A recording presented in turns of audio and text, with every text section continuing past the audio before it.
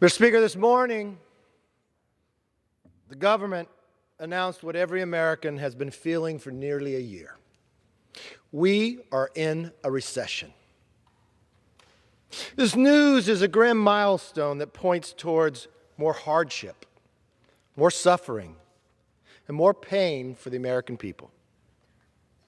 But even as we were expecting today's news, let me address what happened in the past 24 hours. The Senate passed a bill that took a small discretionary program and turned it into a $280 billion blank check, including $79 billion in mandatory spending on corporate welfare to be handed out to whoever President Biden wants. For the record, I'm a no on the Senate CHIPS bill that will come to the floor today. I was a no last week, I was a no last night, and I'll be the first no on the board later today.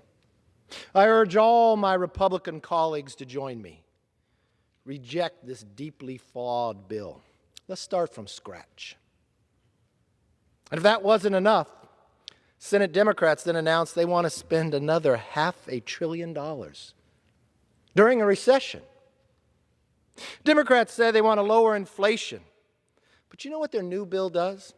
It gives you a $7,500 tax credit to buy an $80,000 electric vehicle for people making up to $300,000. They say they want to restore growth. But their new bill adds $700 billion in new taxes, including a $300 billion Made in America tax that punishes anyone who wants to build, manufacture, or invest in America. They say they want to help struggling families. But you know what their new bill does? Who do they hire? They hire 87,000 new IRS agents to audit them and spy on their bank accounts. That's what the Democrat majority wants. They say they want to lower prices, but their new bill will allow bureaucrats to decide what drugs seniors can access and destroy the hope of any new cures or treatments for diseases like cancer. And you know what? They're not done yet.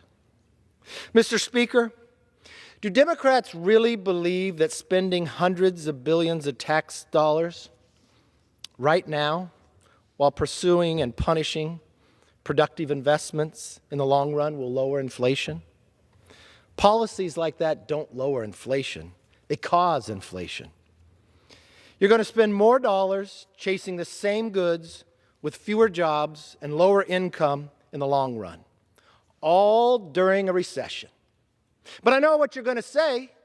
It's okay, because you changed the definition of a recession now. You know, Einstein once said, and we all know it, the definition of insanity is doing the same thing over and over and expecting a different result. So what you really should do, just go with changing the definition. Maybe people won't hear you or understand it. We all know across this country what caused inflation. Democrats winning the House, Senate, and the presidency. And now you're doubling down on the same failed policies. Was the worst inflation in 40 years not enough? Are they trying to see how high they can get it, all while forcing the American people to pay the bills for your failures? Democrats just can't help themselves. They simply don't care about the consequences. Which brings me to this morning's news. The Bureau of Economic Analysis announced the GDP fell by 0.9 in the second quarter. I'm not sure, Mr. Speaker, if everybody's lined up to talk about that today. This comes after a 1.6 decline in the economy in the first quarter.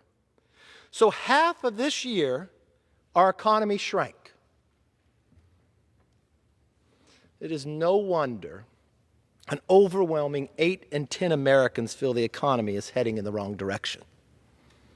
And the National Federation of Independent Businesses, this is a survey of small businesses, found that the confidence is at its lowest level in 48 years.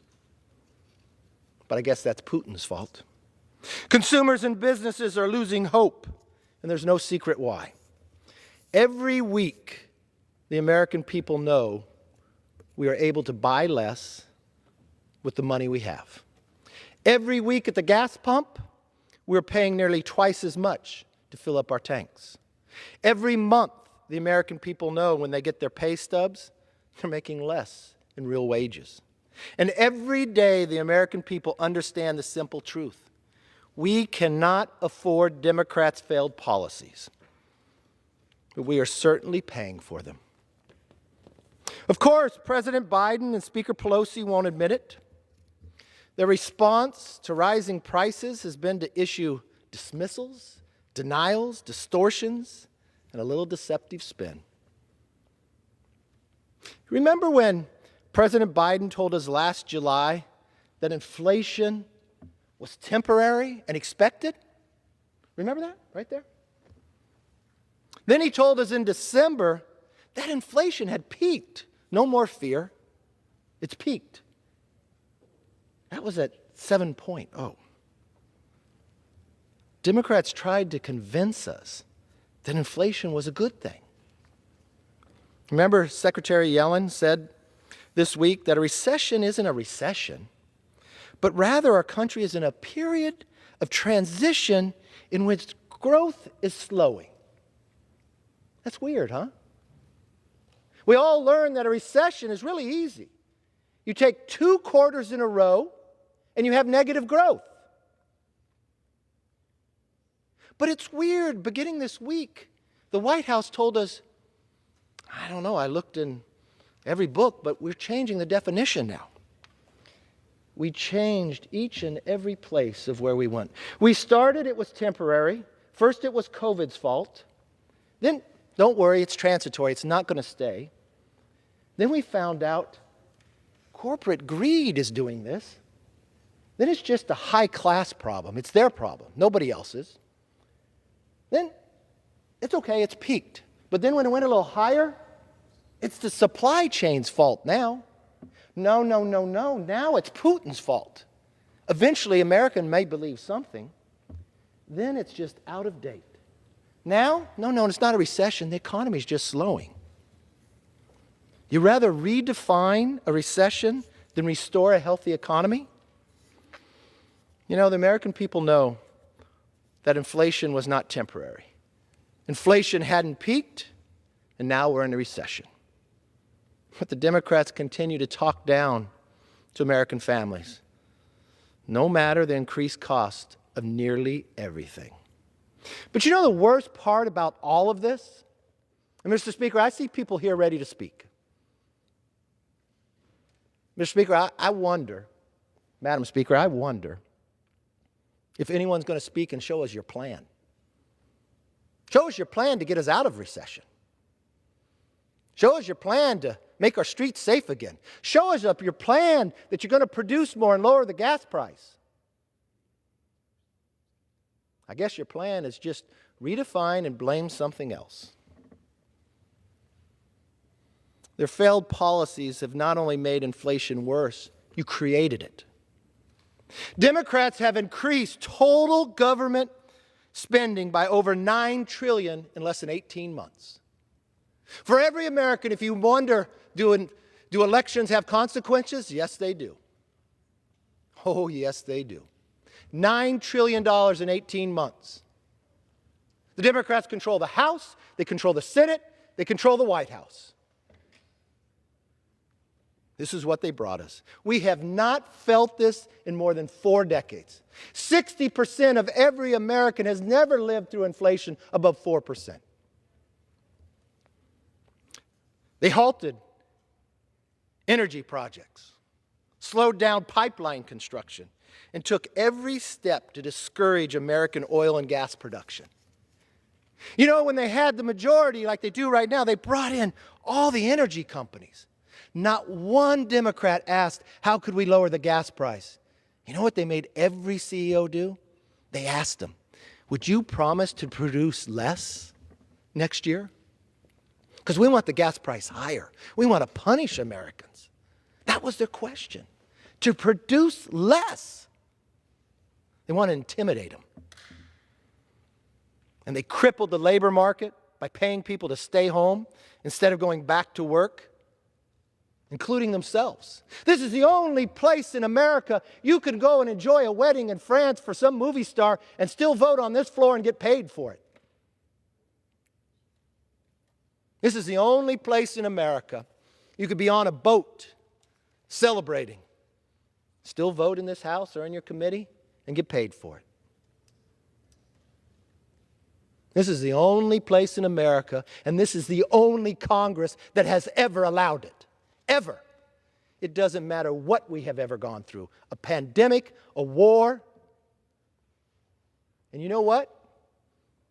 Madam Speaker, I don't see one member wearing a mask, and we were only going to keep that during the pandemic. I see one. I stand corrected. But I guess the rest of you feel it's okay. If this sounds like a healthy economy to you, I hear there's an opening at the White House press office. But for the rest of us who live in reality, it's painful. I want to ask everybody in America, can you afford to give up 1 month income? Think about that. Could you afford to give 1 month of your pay up? I don't know very many people in my district can. Madam Speaker, maybe Paul Pelosi can, but nobody else that I know can. But that's exactly what you took from every single American. You see, inflation is so high, every single American has lost a full month's pay. Can Americans afford to keep the Democrats in power? Can you afford to lose another month's pay? Or do you feel good that it's not a recession or it's Putin's fault?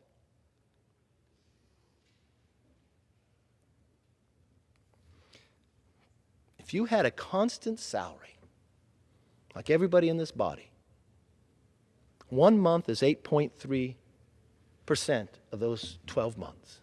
Inflation is higher, so you just lost a full salary.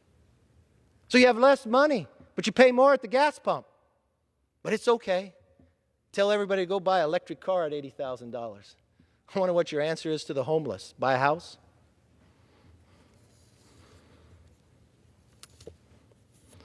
You know, if you think about this, this is actually the Pelosi's pay cut.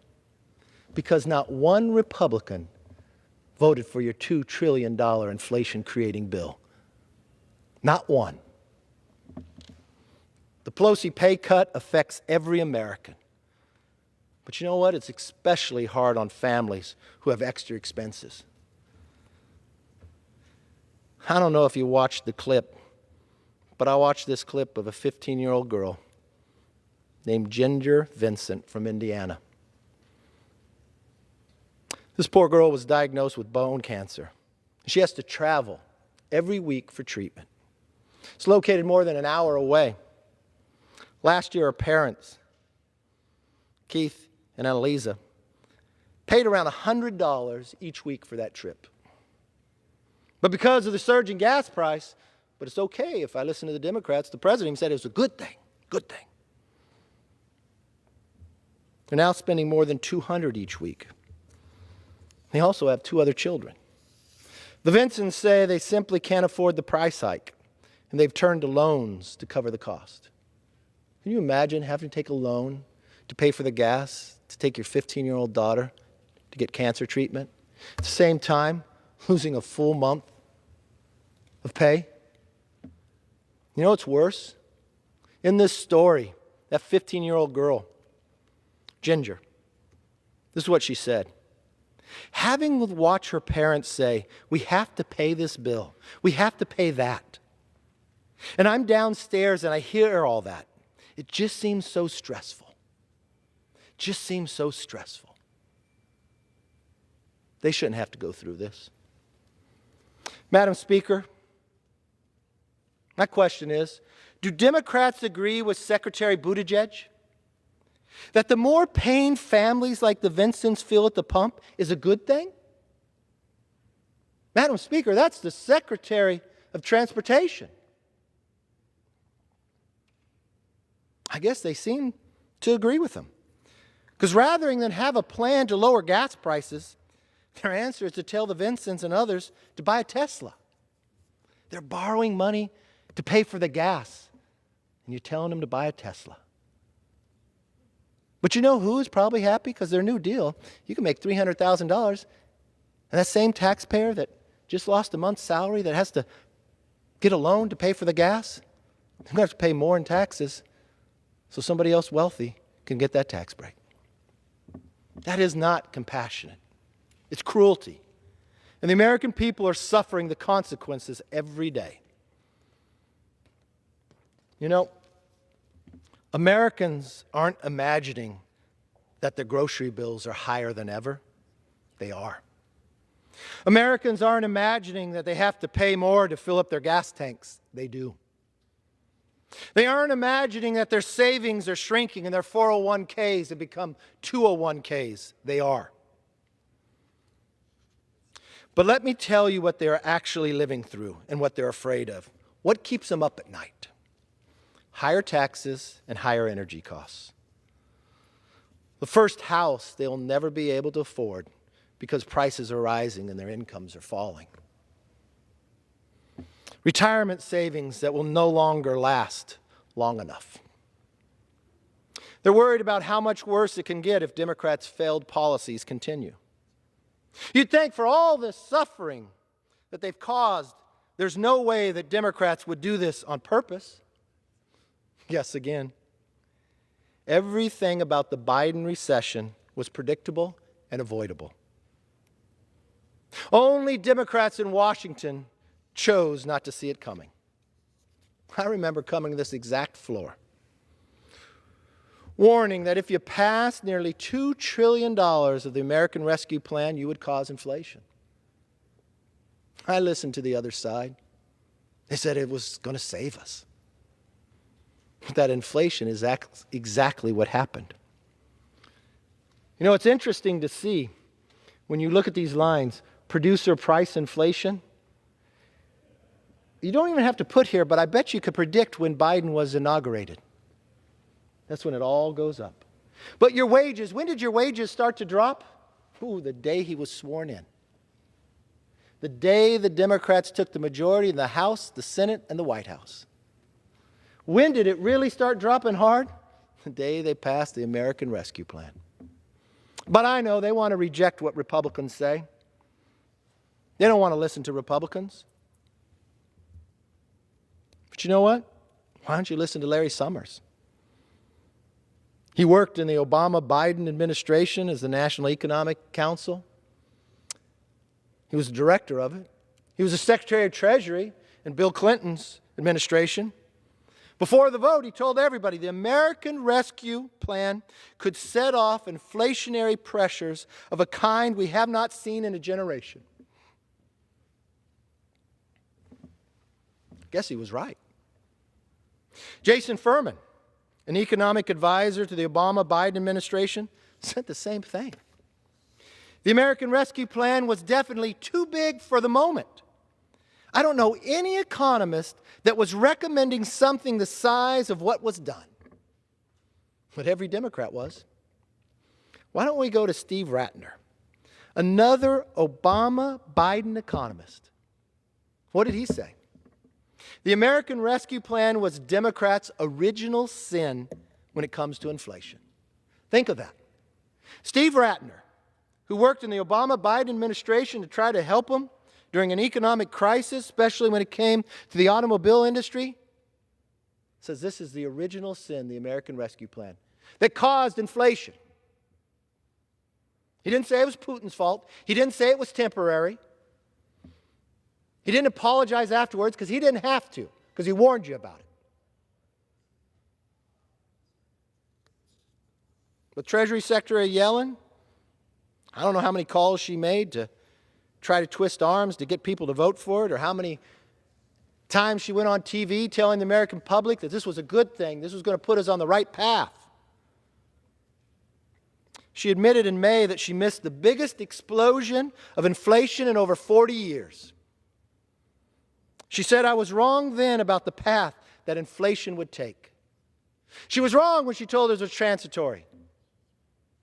She was wrong when she told people to vote for it. Either Democrats don't see the worst inflation in 40 years coming, or they did and they still believed your suffering was worth the incredible transition. That explains why President Biden, Speaker Pelosi, and Senator Schumer are still peddling anti-energy policies, plus almost $1 trillion in new spending and new taxes on Main Street, even as these policies destroy our country. It explains why we have John Kerry, Biden's special envoy for climate, saying we absolutely don't need to produce more oil and gas in America. This is the leadership of America. We don't need to produce more oil and gas in America, so we'll stop the pipeline on the first day. We'll tell those American workers they're not going to work in America, but we're going to go over to Saudi Arabia.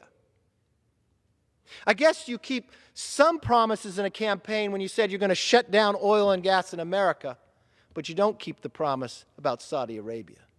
You go there and you fist bump and hope you're going to get more. Could you produce more for America? You know what's so sad about all of this? You have no plan to fix it, but you had the plan to destroy it.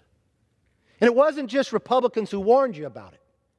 It was your very own Democrats who were in Obama's administration, who were economic advisors, who warned you before the vote you'd create inflation. Then you took that vote. Only Democrats passed that bill. Only Democrats created inflation. Only Democrats have shut down our oil and gas. And we haven't even got to defunding the police. I don't know how much time people can warn you. You can go to my home state. You go to the city of San Francisco. Republicans there are only registered about 6.7%. They're not even the second party. But San Francisco has even had enough. They've recalled their school board against the same policies you pass on this floor. They recalled their DA. It's not just Republicans telling you it's hurting. It's America. But you still have no plan. Not one plan. We're one more day here before we're out in August. There isn't one plan proposed. Or I guess your plan is to follow the president to Saudi Arabia. But your plan you announced yesterday, the plan you're going to vote on this floor today, is only create more inflation. You're going to take another paycheck away. And explains why this week, and the week before, and the week before that, and every week in this House you've been in session, the Democrats have offered no plan to fight inflation. You only fuel it. It's basic economics.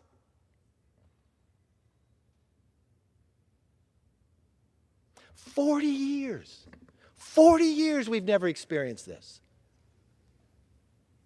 The last time we experienced this, we had a Democrat-controlled House, Senate, and White House.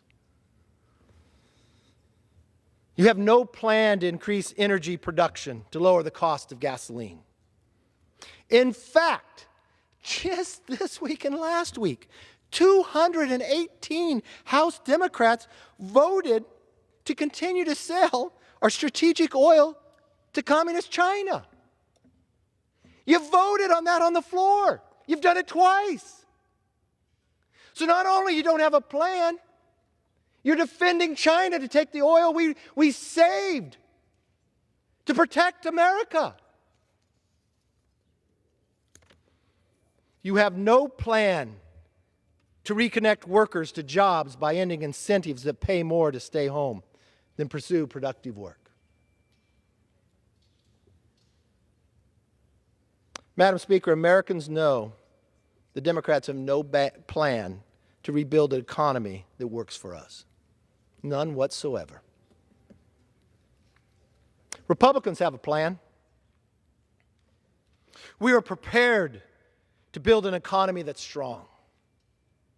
one that fights inflation by officially ending this disastrous Build Back Better, eliminates wasteful spending and gets Americans back to work in the workforce. And you know where we'll start? Right here on this floor. You'll have to show up for work to be paid, just like every other American. No, you can't take your European trips and phone it in. And to the American public, let's just be honest. Why won't the Democrats lift the proxy voting? Because every person that votes proxy, they sign by penalty of perjury. They can't come because of COVID. I imagine if that person had COVID, they probably wouldn't have been let into that wedding in France, or on that houseboat with their family, or at the fundraiser in Ohio trying to run for the Senate. Madam Speaker, it starts by examples. If you're not willing to produce a plan, if you're not willing to have your own members show up to work, if you're not willing to be honest to the American people, get out of the way and let somebody else lead. We have an economy in our plan that will be driven by pro-growth economic policies that deliver higher paychecks, that don't take them away from you. They will lower the cost, boost Main Street, and encourage innovation. An economy with lower gasoline prices, yes, by increasing production in America, with American-made energy, not begging Saudis for more. We'll approve more oil and gas pipelines here at home, and we'll prioritize reliable, resilient energy grids. You know what it'll do to not just the economy, not just more Americans working, not just lowering the fuel price that'll lower inflation, it'll improve the environment. You see, American natural gas is 41% cleaner than Russian natural gas. We will secure our supply chain, no longer dependent on China. Madam Speaker, I know the Democrats will continue to vote to defend China, to make sure they get our strategic oil, petroleum. We'll keep bringing it up. So every time I watch a Democrat on TV say they're opposed to it, but they walk into this room, or they're in their weddings, or they're on their fundraisers, and they phone in their votes, and they defend China, we'll defend America. It's time for a new direction in Washington to get our nation back on track. Americans deserve a future filled with hope, opportunity, and freedom. And Republicans stand ready to deliver. With that, Madam Speaker, I yield back and I patiently wait for one Democrat to tell me their plan to reverse inflation, to lower the gasoline price, and not celebrate the